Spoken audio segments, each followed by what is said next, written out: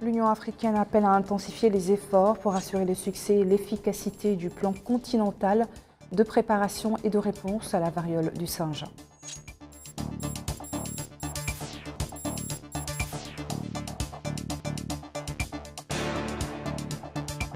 Le ministre de l'Équipement et des Transports effectue une visite d'inspection des travaux de réhabilitation de la route de l'Espoir au niveau du Had El Rabi.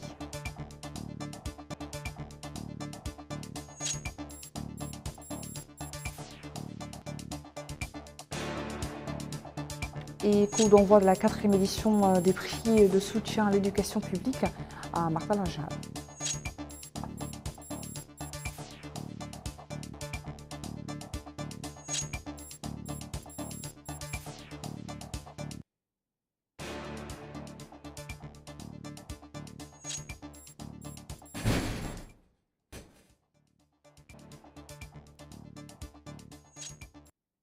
Bonsoir à toutes et à tous. Dans une déclaration conjointe publiée hier, le président de la République, président en exercice de l'Union africaine, Mohamed Cheikh El Ghazouani, et Moussa Faki Mahamat, président de la Commission de l'Union africaine, ont exhorté tous les membres de l'UA à renforcer les systèmes de surveillance et de dépistage et à intensifier les campagnes de sensibilisation et de vaccination à la lumière de la propagation croissante de la variole du singe en Afrique. Ils ont appelé la communauté internationale à intensifier également ses efforts pour assurer le succès et l'efficacité du plan continental de préparation et de réponse à la variole du singe.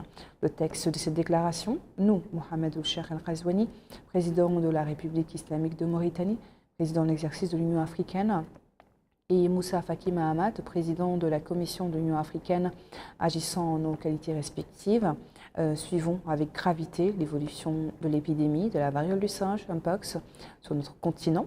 Nous avons en particulier pris connaissance des rapports détaillés transmis par Africa CDC sur l'évolution du Mpox et sur les efforts consentis pour faire face à sa propagation à la date du 13 septembre 2024, 35e semaine épidémiologique. Le bilan de 26 544 cas, dont 5 732 confirmés et 724 décès, alerte autant qu'il inquiète.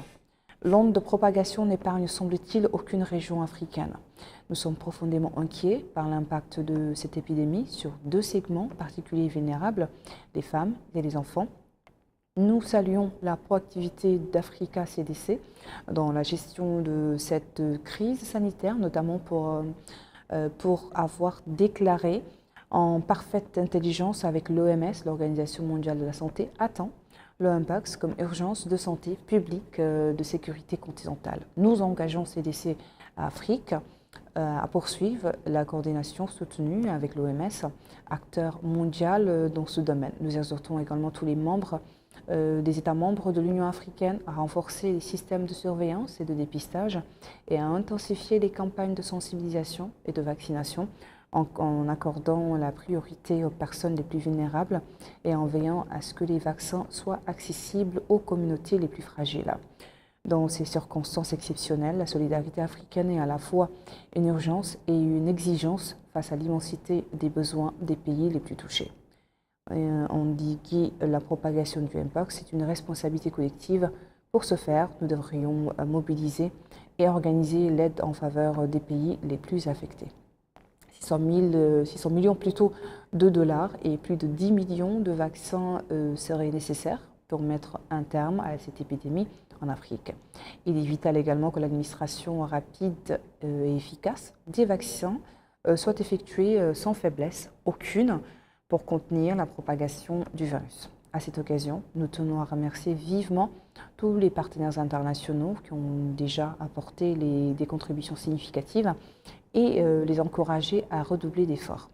Nous lançons un appel d'urgence à tous les autres partenaires qui n'ont pas encore donné corps à leur promesse de le faire dans les meilleurs délais possibles. Nous appelons solennellement la communauté internationale et à intensifier ses efforts pour garantir succès et efficacité du plan continental de préparation et de réponse au Mpox. Ensemble, nous annonçons la tenue d'une réunion de haut niveau du comité des chefs d'État d'Africa CDC dans tous les prochains jours. À cette rencontre sont conviés les présidents des communautés économiques régionales, les chefs d'État des pays affectés ainsi que nos partenaires internationaux afin de renforcer notre riposte face à cette épidémie et de mobiliser toutes les ressources financières nécessaires pour soutenir le plan continental. Nous appelons avec force et gravité tous nos partenaires à faire preuve de solidarité envers l'Afrique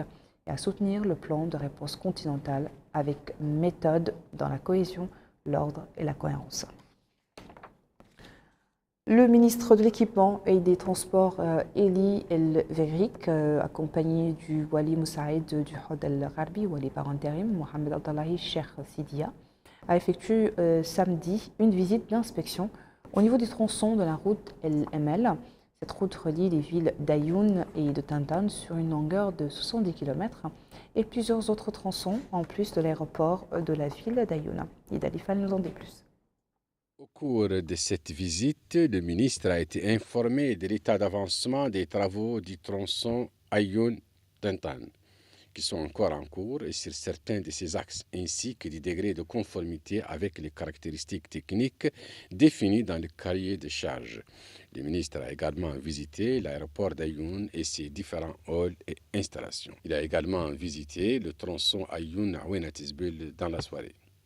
La visite du ministre s'inscrit dans le cadre du plan d'action mis en œuvre par le département de l'équipement et des transports qui se caractérise par un suivi continu de tous les projets et chantiers afin d'en assurer la qualité, la perfection et la rapidité d'exécution. Lors de la visite, le ministre a donné des instructions aux entreprises exécutantes et aux bureaux de contrôle et de surveillance pour que ces tronçons routiers soient achevés dans les délais impartis dans le respect des normes de qualité les plus élevées. Au cours de cette visite, le ministre était accompagné du président de la région du Hod El Gharbi, des Hakem, des Muqata'a de Tintan et d'Ayoun, et d'un certain nombre de cadres du département de l'équipement et du transport. Dans la wilaya du Brakna, le secrétaire général du ministère de l'Éducation nationale et de la réforme de l'enseignement, Yahya Taleb, ainsi que le wali adjoint du Brakna, Mohamed Abdel Fattah Ahmed, ont supervisé samedi soir le lancement de la 4e édition des prix de soutien à l'enseignement public dans la Mourata de Marta Lajhar. Abdul Adamaba nous en dit plus. Cette 4e édition du prix dédié à la promotion de l'éducation du député de Marta Lajhar a eu lieu au niveau de la localité de Djonaba. L'objectif de cette distinction est de contribuer à l'essor du système éducatif au niveau de cette zone, ce qui rentre dans le cadre de l'accord paraphé entre le ministère de l'Éducation nationale et la réforme du système éducatif et le parlementaire de la Mourata de Marta Lajhar, Ahmed Abou El Maali Manan. Le secrétaire général du ministère de l'Éducation nationale et la réforme du système éducatif, Yahya Ould Taleb, a salué cette initiative du parlementaire au profit des élèves de cette zone, ce qui, dit-il, contribue à soutenir les réformes enclenchées au niveau du secteur de l'éducation. Il a en outre déclaré que cela constitue une source de motivation pour le personnel pédagogique et les élèves. Pour sa part, le président du conseil régional du Brakna, Moustapha Mohamed Mahmoud, a indiqué que ces prix ont permis de créer au niveau de cette zone une compétition dynamique et positive entre les apprenants, ce qui, dit-il, s'est fait ressentir avec les résultats obtenus par les écoliers de cette localité. Le député Aboul Maali Manan a pour sa part affirmé que ces distinctions constituent des prix qui sont accordés aux élèves et membres du personnel pédagogique au vu des efforts qu'ils ont consentis pour relever le défi de l'éducation et les inciter à redoubler d'efforts. Les récipiendaires ont reçu les prix qui leur sont dévolus, ce qui avoisine un montant total de 10 millions d'Ansénouguia, dédiés aux directeurs des écoles, personnel enseignant et élèves. La campagne nationale visant à assurer la fluidité du trafic et de réduire les embouteillages se poursuit dans la capitale pour la 2e semaine. Cette campagne vise à réguler la circulation sur le réseau routier, assurer la sécurité des personnes et des biens et réduire les accidents de la route. Elle semble être suivie par les usagers et appliquée par les policiers, et ce au grand bonheur des piétons qui déclarent pouvoir enfin se rendre sans trop de difficultés, par exemple au marché de la capitale.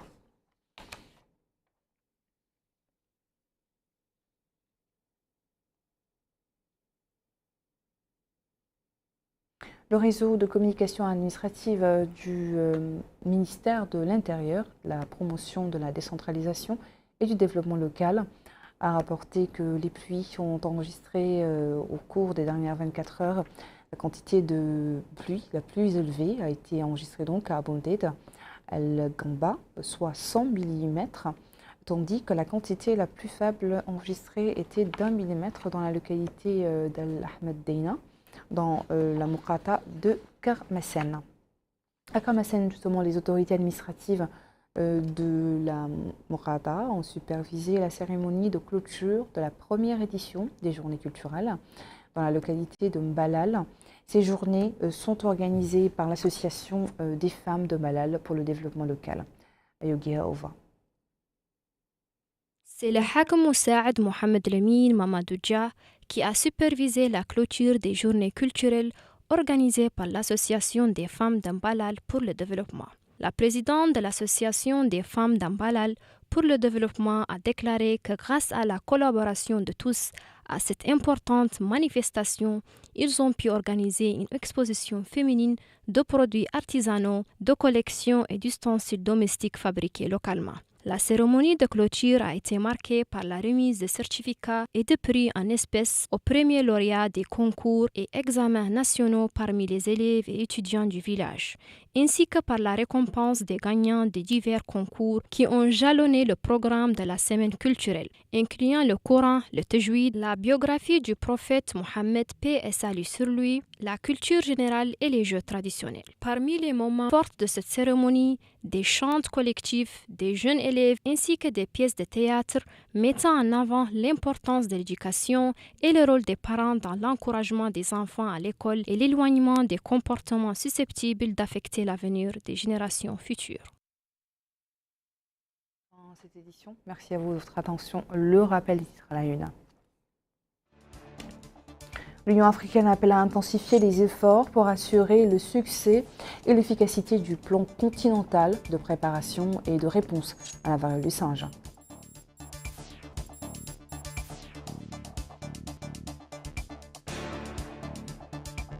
Le ministre de l'Équipement et des Transports effectue une visite d'inspection des travaux de réhabilitation de la route de l'Espoir au niveau du Had El Gharbi.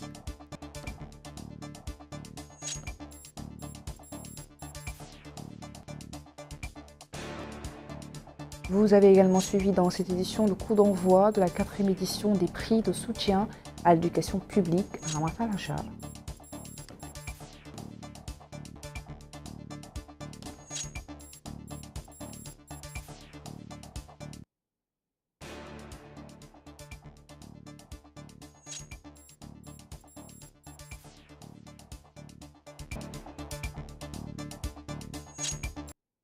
Merci à vous de votre attention. Je vous retrouve demain, Inch'Allah, pour une nouvelle édition de votre journal. Bonne soirée.